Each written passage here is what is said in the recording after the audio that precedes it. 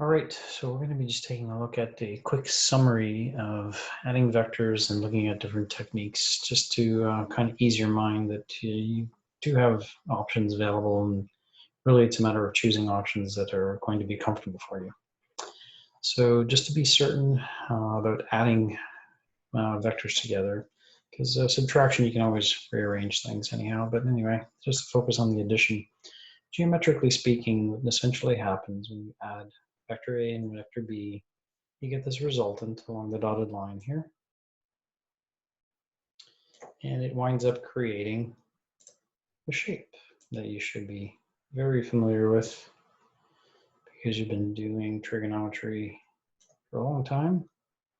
Didn't quite work out perfectly, but that's okay. But you get a triangle. And there are different ways of solving triangles as you've looked at in your past mathematics courses, some of them being sine law and cosine law. Okay. So as the examples that were shown in some of the lessons, you can use sine law or cosine law to solve. If it's a right angle triangle, feel to use Pythagorean theorem. Any techniques you need to solve the triangles, whether you're solving for the angle or solving for the lengths of the side, which in this case would be the magnitude of the vectors, you have to make that decision yourself. So when you take a look at application questions, whether you're dealing with forces pulling, like I was showing you in 6.4, again, these two types of questions here, or this type of question, is referring to forces for a horse pulling in one direction, horse pulling in another. These vectors can be translated so that you're adding tip to tail, or head to tail, to create your little triangle in there. As you can see here, you've got your triangle created with all the proper angles labeled, information that's missing, information that's included. There's your resultant vector, that's always handy to include. And then you solve the triangle based on the needs of the question. Also works for things like state of equilibrium. State of equilibrium, as you may have already seen, implies that the forces that are acting on a particular object are all equal. So in this case, the chandelier is neither going up towards the ceiling, nor is it falling down towards the ground or floor or wherever. All right. So this equilibrium force that I've denoted Fe here has to be counteracting gravity. Gravity wants to make the chandelier fall, so something has to be holding it up. And in this case, it's the tension in these two ropes that's holding it up. All right. So one of the processes is to create what we call a force diagram, which has all the vectors in here with the appropriate angles using the reference diagram that you have. And again, once you have it set up, you can use it to solve whatever you need to solve for. So if you're looking for the tensions, you're looking for the magnitude of those vectors there. And you can set up using, in this case, sine law. Works quite nicely. Then as you move through vectors, you realize that there's other ways of talking about vectors, and that's something called component form. So component form is very handy, especially if you've taken physics, you'll probably be familiar with this. Component form basically is exactly that. It's x and y components, much like x and y coordinates on a Cartesian plane. That's exactly what it utilizes. Now you notice there's the big vertical and horizontal axes here, just like the Cartesian plane. So there's two vectors that we're looking at adding in this situation. Vector 5, 3, which means go 5 to the right because the 5 is positive, and 3 up. So again, an x component, horizontal component, and a vertical component.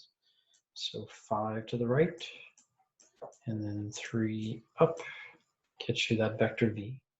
And then if we're going to add an additional vector, then that means this vector here, negative 2 and 1, from the end of vector v, we are now going to go horizontally 2 units to the left because it's negative, and then 1 unit up.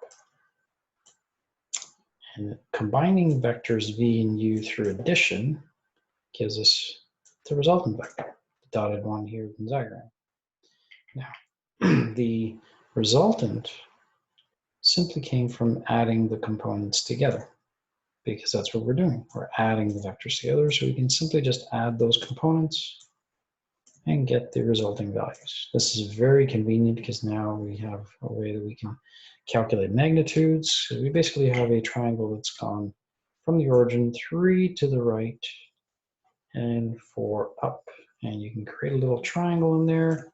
And if you need to solve for a particular angle, you can do that. But you now know that this measurement is 3 and this measurement is 4 based on this wonderful component.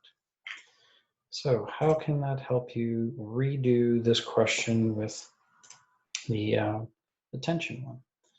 May not be everybody's favorite choice, and this is the whole thing about vectors, is you got to choose the technique that really works for you. So if you like the sine law and cosine law and you want to set up the triangles, that's fine. It will be inconvenient in some cases. I'm just going to quickly go through how this exact same question with the chandelier can be tackled using the components, simply by saying, well, if you know that the equilibrium force is counterbalancing the gravity, so this equilibrium force that is going through, in a manner of speaking, through the middle here, has to be the equivalent of the two tensions put together. Okay, so that has to be understood from a fundamental point of view. So you have to understand that the force of equilibrium, and just forgive the typing a little bit, I'm going to kind of shortcut things a bit, and the force of tension 1 plus the force of tension 2. Okay, so you have to understand that that has to be the case when you're dealing with the different aspects, and these are vectors. Okay, so we're adding vectors together. All right. So what that allows us to do then is to use components now. So I'm going to take a look at the different components for Fe. So these are vector notations. So the force of equilibrium in component form now. Now the force of equilibrium, what you have to realize is that it's going to be set on this diagram here. Okay, this red one. So just to make sure you understood the drawing behind that. So the force of equilibrium is in an upward direction, straight up vertical. And what we're going to need here is the angle. Well, hopefully you can understand this is a right angle. Okay, so when we're talking about the components for this particular vector, we need not only the magnitude of the vector, but we also need an angle. That's how components works. Okay, so components relies on you having a magnitude, which in this case, much like the previous example, was 392.4 newtons. That was the force of gravity calculated in the previous one. And then we're going to multiply that by the cosine. So the horizontal component, how it's moving in a horizontal fashion, is cosine of this angle, which is 90 degrees. And then similarly, 392.4 vertical direction will be sine of 90 degrees. This would then simplify if you know your ratio as well, and you should by now. Cosine of 90 is 0. So degrees is fine, we don't have to use radians. So 392 times cosine of 90 is simply going to be equal to 0, which is convenient. And sine of 90 is equal to 1. So times 392.4 is just 392.4. All right. So what else can we do? Well, we can also talk about the different tensions now. So the tension diagram, so the force, well, I guess we can do it that way. The force of tension 1, and again, this is a vector in component form. So off to a little diagram here. So we have this situation where tension 1 has a starting point there and goes there. And we'll make it look like a vector as much as possible anyways. So we're looking for this angle in here. Now that angle, if we draw it over here, can be easily determined through different trigonometric aspects that you've looked at in the past, but that should be 180 degrees. So the Z pattern would give you the, let's just see something, let's get rid of this. Get rid of that. So the Z pattern here would give me a 40 down in this little area, so the remaining one would have to be 140. So in here now, the issue with this is that I do not know what the actual magnitude of that vector is. That's what I'm trying to calculate. I do know that the angle is 140 degrees. And then similarly, don't know the magnitude. The angle is 140 degrees, hence cosine is for the horizontal and sine is for the vertical. And again, always measured from the positive x-axis.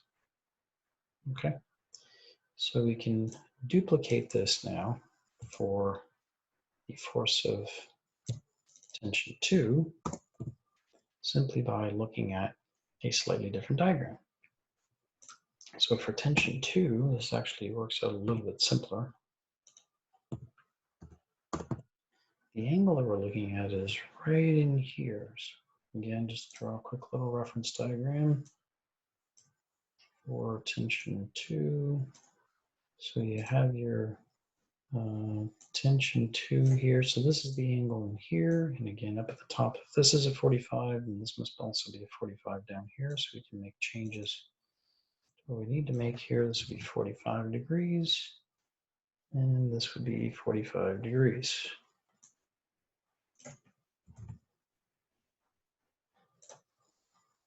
Okay. So that's essentially how we set that up. So you're probably wondering, well, the question asked us to find the tensions. Well, again, we have this equation that the force of equilibrium equals the force of tension 1 plus the force of tension 2. Well, we can just simply set up an equation using the components then. So if the force of equilibrium, which is the first component anyways, is 0, so 0 must be equal to the addition of these two components here. So this one here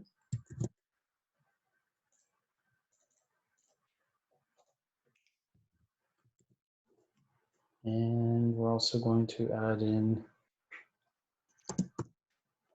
the component for tension 2.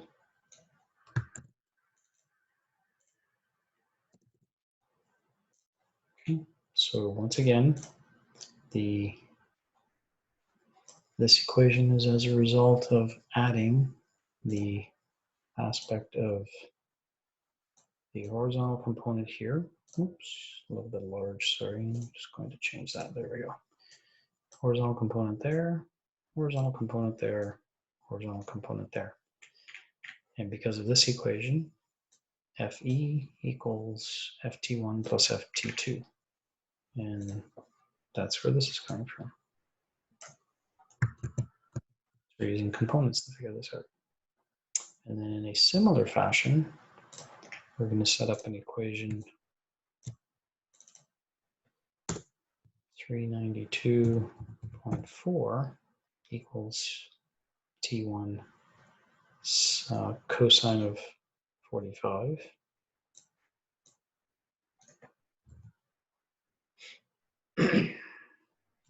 Actually, let me just adjust that. Sorry, that should be for the vertical components. That should be the sine of 40, sine of 140.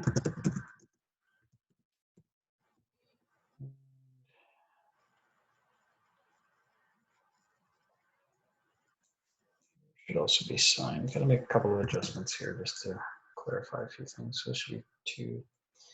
So the T1 plus T2 and then the T1 plus T2. Okay, so we're all set. So those are two equations. So again, we have our vertical components, T1 plus T2 sine 45, T1 sine 40, and the 392, and those are equivalents. What this essentially does for us is it gives us two equations and two unknowns. And when you solve, you can just change everything to decimals. So just to quickly see how this works, the first equation, which I will just for convenience, I'm just going to number them. So this would be equation, let's pick a color here. So this would be equation 1, this would be equation 2, just for convenience, just like you would in the grade 10 program. So as far as equation 1 is concerned,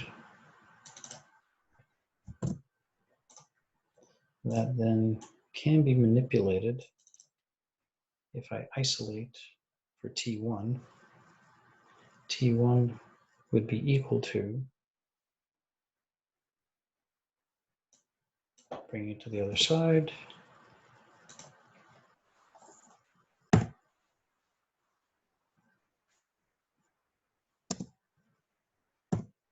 negative T2 cos 45. So I'm going to just quickly reverse that because just to make sure you're clear on what's supposed to happen. Okay, so let's do a little copy and paste here. Okay, so if I were to bring the T1 to the other side and isolate, okay, so I can just bring one of these terms to the other side, doesn't really matter which one. I can set up an equivalency right in here that the T2 would be equal to the negative T2 cos 45 is equal to T1 cos 140.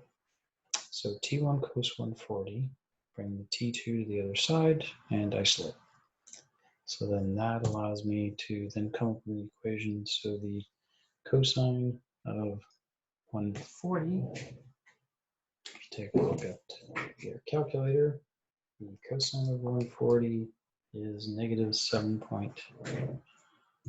negative 0.766 and 0. So that's good enough for decimal places. Multiplied by T1, and it's going to be equal to negative 0.707 T2. All right. So again, depending on the manner in which you're setting this up. Okay, so solving for T1 then, we are going to get the following equation. So dividing both sides by negative 7 or 0.766 will give us 0.9229, approximately anyways, T2. Okay, so that allows us to now substitute into this other equation here. So we're going to replace the T1 here with 0.9229 T2. And we continue to solve here. Take this down here for a little substitution. All right, so what we wind up then getting, simplifying, now these are like terms, so I'm going to take the sine of 140 multiplied by this constant. Okay, so that will give us 0.5932 approximately T2. So that's multiplying by the sine of 40. And the sine of 45 is approximately 0.707 T2. All right, continuing to solve. We get a grand total of approximately 1.300, same sort of accuracy, T2. And then solving for T2, divide both sides by the 1.30, and T2 becomes 301.84. Now that's the magnitude, as we've indicated before. So let's take a quick look back just to verify. So that previously, oh, there's 301.74. Pretty darn close. Pretty darn close. Okay, so it worked out pretty well. And then using this equation up here to then find, don't need really all of it, we just need this portion of it. So to then find T1 is a simple substitution again, which leads us to then just do a multiplication here. So if that's replacement, so 301.84 times the 0.9229, 278.57.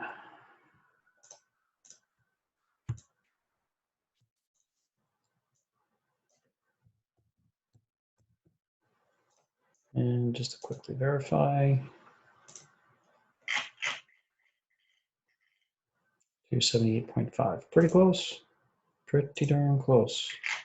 And for that level of accuracy, not too bad. Okay, so just to show you that different methods can lead to the exact same results, keeping in mind here the T1 and the T2 that I've used in this notation represent magnitudes, okay? So the T1 here are magnitudes, so you'll have to review the component form with vectors to really get a grasp on the solution, but either technique will work. All right.